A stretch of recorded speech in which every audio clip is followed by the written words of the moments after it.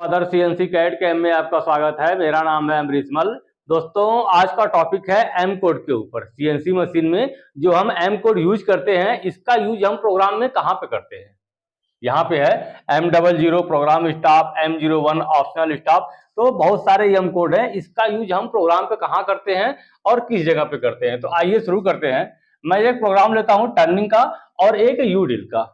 N1 में बनाऊंगा मैं टर्निंग का और N2 में बनाऊंगा मैं ड्रिल का। इस प्रोग्राम के माध्यम से आपको मैं समझाऊंगा कि इस एम कोड का यूज हम कहाँ पे करते हैं।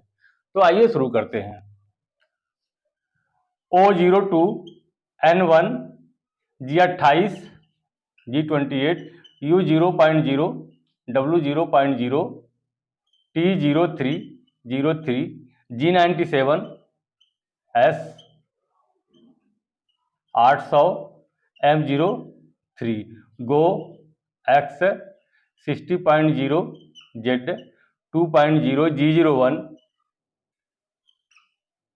Z minus 50.0 50.25 Go X 250.0 Z 2.0 M09 G28 U0.0 W0.0 M05 M30 ये हमारा N1 हो गया। और N2 है N2 G28 U0.0 W0.0 T04 04 T04 04 T04 G97 S 400 M04 G01 Z minus 20.0 फिर 0.04 Go Z 2.0 M09 G28 G28 U0.0 W0.0 M05 M30। मैं यहाँ पे दो प्रोग्राम लिखा हूं। N1 है हमारा टर्निंग का और N2 है हमारा ड्रिल का। मैं अभी आपको प्रोग्राम नहीं बता रहा हूं, मैं आपको ये बता रहा हूं कि इस एम कोड का यूज हम प्रोग्राम में कहां पे करते हैं। मैं यहाँ पे आपको समझाने के लिए दो प्रोग्राम बनाया हूं। N1 है हमारा टर्निंग का और N2 है हमारा ड्रिल का। तो अभी मैं आपको प्रोग्राम नहीं समझा रहा हूं, बस इस कोड का हम यूज कहां पे करते हैं प्रोग्राम में। अगर आप सीएनसी बिगिनर है, सीएनसी सीख रहे हैं, ये वीडियो खास करके जो सीएनसी सीख रहा है, सीएनसी सेटर हैं और जो सीएनसी अभी सीख रहे हैं, सीएनसी मशीन पे काम कर रहे हैं, तो आप इन चीजों को देखो कि एम कोड का यूज हम प्रोग्राम में कहां पे करते हैं। आप देखो यहाँ पे M03 क्या है? स्पेंडल रोटेशन क्लॉकवाइज, घड़ी की दिशा में चलेगा ये स्पेंडल रोटेशन क्लॉकवाइज। जब हम टर्निंग करते हैं, टर्निंग करने के टाइम पे हमारा स्पेंडल क्लॉकवाइज में चलता है, घड़ी की दिशा में क्लॉकवाइज। तो जब हम टर्निंग करते हैं उस टाइम पे हम इसका क्लॉकवाइज में यूज करते हैं। जो भी आप ऑपरेशन कर रहे हो, अगर हमें जरूरत पड़ रही है क्लॉकवाइज में, मान लो आपका ये टूल है और कटिंग करना है, किसी पीस को कटिंग करना है, इस पीस को कटिंग करना है और टूल ऐसे है, तो आपका ये क्लॉकवाइज में घूमेगा, स्पेंडल आपका क्लॉकवाइज में घूमेगा। तो यहाँ पे हम M04 या M03 इसके लिए यूज करते हैं। जब हम ड्रिलिंग करते हैं तो ड्रिलिंग करने के टाइम पे हम क्या करते हैं, M04 में घुमाते हैं स्पेंडल को। ड्रिलिंग के टाइम पे क्या होता है, स्पेंडल आपका M04 में घूमेगा तो आपका कटिंग करेगा। जो ड्रिल होता है उस टाइम पे हम M04 में स्पेंडल को रोटेट करते हैं और M03 खास करके हम टर्निंग के टाइम पे करते हैं। तो आपका ऑपरेशन किस टाइप का है, जो आपका सीएनसी मशीन में पार्ट बना हुआ है, तो आप उसको क्लॉकवाइज में चलाओगे या काउंटर क्लॉकवाइज में, तो इसका यूज हम वहां पे करते हैं, M03 या M04। ये हमारा हो गया। और ये है स्पेंडल रोटेशन काउंटर क्लॉकवाइज, ये भी हो गया। तो हम ये दो चीज जान लिए कि स्पेंडल स्पीड को हम किधर घुमाना है, हमें M04 में घुमाना है या M03 में। और M01 ये आपका optional staff, M01 optional staff, इसका यूज हम प्रोग्राम में कहां पे करते हैं, वन है ऑप्शनल स्टॉप। M01 आप लगा दोगे तो उसके बाद से आपका प्रोग्राम नहीं चलेगा। तो ये करते हैं हम G28U0.0, जब हमारा मशीन होम हो जाएगा एक्स और जेड एक्सिस उसके नीचे करते हैं M01। यहाँ पे है M30 G28U0.0 W0.0, जब हमारा मशीन होम हो जाएगा तो यहाँ पे मैं प्रोग्राम में M01 का यूज करता हूँ। होम होने के बाद में आपका मशीन रुक जाएगा। जब आप साइकिल स्टार्ट करोगे तो फिर आपका मशीन चलेगा। तो ये होता है M01। M01 का यूज करते हैं हम ऑप्शनल स्टॉप के लिए कि एक प्रोग्राम हमारा टर्निंग का चल गया तो दूसरा हमारा नहीं चले। ये प्रोग्राम जो डील का है ये हमारा नहीं चले, जब मैं साइकिल स्टार्ट का बटन दबाऊंगा तभी चले। तो ये होता है M01। यहाँ पे हमने लिखा है M01 और मशीन में भी M01 का एक बटन होता है। यहाँ पे हमने लिख दिया M01 इस जगह पे, और जो मशीन में बटन होती है उसको हमने ऑन नहीं किया है, वो ऑफ है, उसकी लाइट ग्रीन नहीं है, वो ऑफ है। तो उस टाइम पे क्या होगा कि आपका ये भी प्रोग्राम चल जाएगा। आपने बेशक यहाँ पे लिखा हुआ है लेकिन जो मशीन में बटन्स होती है उसका आपको ऑन होना चाहिए। तो कभी कभी ऐसा होता है कि ऑन करना उसे हम भूल जाते हैं। मान लो यहाँ पे हमने लिख दिया M01, हमने यहाँ पे तो लिख दिया, हमें मालूम है कि हमने प्रोग्राम में M01 लगाया है और गलती से हमने जो मशीन का बटन होता है उसको हमने ऑन नहीं किया है, तो ये प्रोग्राम आपका रन हो जाएगा। N2 वाला प्रोग्राम भी आपका चल जाएगा। एक बार दोबारा समझो आप इन चीजों एक बार आप दोबारा समझो इन चीजों को कि M01 मान लो हमने प्रोग्राम में लिखा हुआ है और जो मशीन में M01 का बटन होता है वो ऑन नहीं है, तो ये प्रोग्राम आपका पूरा चल जाएगा। तो उस टाइम पे हम क्या करते हैं, M00 का यूज करते हैं हम। प्रोग्राम चलने के बाद में हमारा मशीन स्टॉप हो जाएगा। इसका बटन मशीन में नहीं होता है।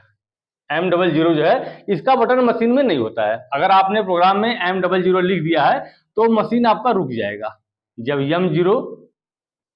M00 मशीन आपका पड़ेगा तो ये प्रोग्राम आपका यहाँ पे रुक जाएगा। जब आप साइकिल स्टार्ट करोगे फिर आपका प्रोग्राम चलेगा, फिर आपका प्रोग्राम रनिंग में होगा। तो M00 का यूज करते हैं हम प्रोग्राम स्टॉप के लिए। ये एक प्रोग्राम हमारा चल गया, उसके वजह से जब ये लाइन पढ़े मशीन तो उस टाइम पे हमारा प्रोग्राम यहाँ पे स्टॉप हो जाए।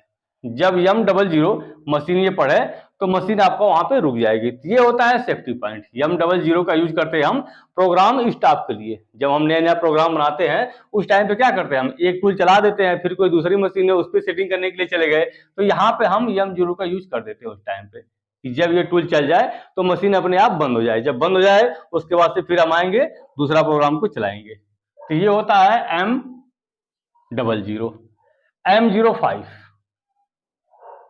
M05 ये होता है स्पिंडल स्टॉप।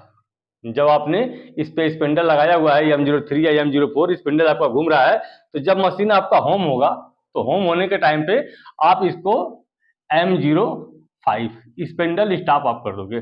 देखो मैं यहाँ पे लिखा हूँ G28U0.0 W0.0। इसके साथ में आप लिखोगे तो भी चलेगा और इसके नीचे लिखोगे तो भी चलेगा।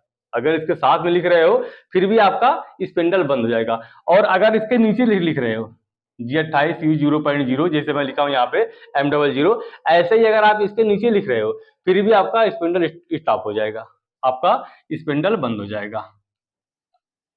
M05 तो ये हो गया M05।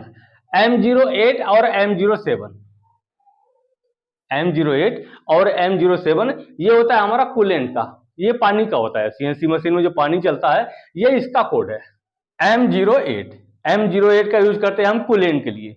जो मशीन में हम पानी देते हैं तो ये कूलेंट के लिए कोड होता है। कहीं पे M08 काम करता है, कहीं पे M07। इन दोनों में से कोई एक काम करेगा, या तो M08 काम करेगा या M07। तो यहाँ पे देखो आप, यहाँ पे लिखा हूं मैं Go X60.0 Z2.0। M07 में यहाँ पे लिखा हूं। जब कंपोनेंट के पास में आपका टूल आ जाएगा Go X60.0 Z2.0, जब कंपोनेंट के नजदीक आपका टूल आ जाएगा तो हम वहां पे पानी स्टार्ट कर देते हैं, कूलेंट वहां पे हम स्टार्ट कर देते हैं। तो ये कहीं पे M08 लेता है किसी मशीन में M07 लेता है और किसी मशीन में M08, और ये होता है कूलेंट ऑफ। M09 ये होता है कूलेंट ऑफ। हम कूलेंट को बंद करते हैं जब हम मशीन को होम करते हैं।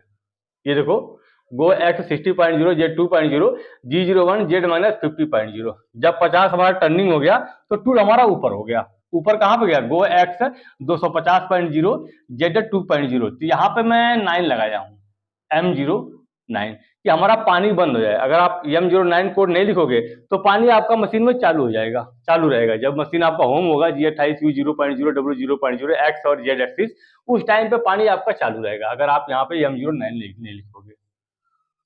तो इसका यूज हम करते हैं कूलेंट बंद करने के लिए। स्टार्टिंग में हमने क्या किया? कूलेंट ऑन किया। देखो स्टार्टिंग में हमने कूलेंट ऑन किया और जब हमारा टूल दूर जा रहा है, कंपोनेंट से ऊपर जा रहा है पीस बना के, तो यहाँ पे हमने यूज किया है M09 का, कूलेंट हमारा बंद हो जाए।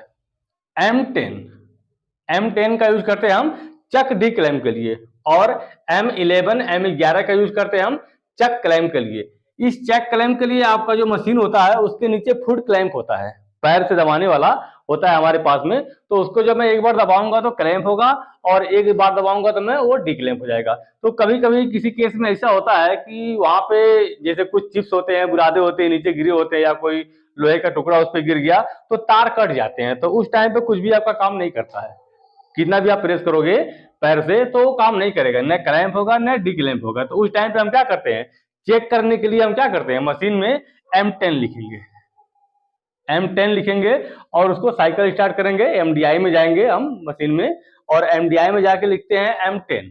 M10 लिखने के बाद में फिर हम साइकिल स्टार्ट करते हैं, तो ये चक हमारा डी क्लैम्प हो जाएगा। अगर हमारा चक क्लैम्प है, मतलब आपका चक क्लैम्प है, पीस पकड़ा हुआ है, तो वो डी क्लैम्प हो जाएगा M10 से, और M11 से चक क्लैम्प हो जाएगा। तो ये होता है, हम उससे भी काम कर सकते हैं।